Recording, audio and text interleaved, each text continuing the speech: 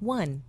Choose a work area that includes a table or countertop and a floor that can resist water. 2. On your table, have handy the following tools: 1 roll of green floral tape, 1 set of spears, a few rubber bands, 2 or 3 decorative pins, and 1 roll of decorative ribbon. 3. In a water-filled container, have ready your 50 rose stems. 4. One by one, remove outside petals, unwanted foliage, and all thorns from each rose stem and place on table. 5.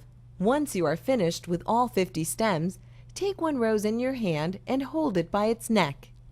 This rose is your focal rose. One by one, begin adding the 49 remaining roses to that same hand.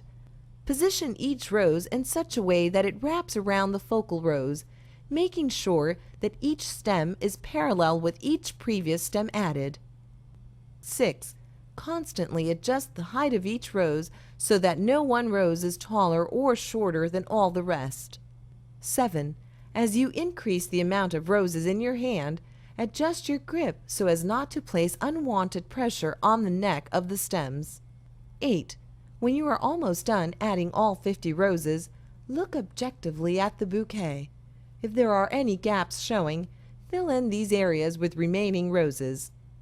9. With the help of someone else, wrap a rubber band tightly around the neck of the bouquet. 10.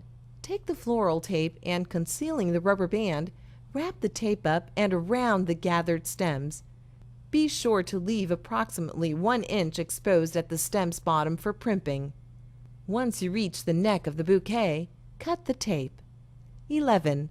Take the decorative ribbon you have chosen and wrap it up and around the stems, being sure to cover all the floral tape. When all the tape is covered, cut the ribbon and hold it in place by pinning it with a decorative pin. Add more pins depending on your taste. 12. Take your spears and evenly cut the stems below the ribbon.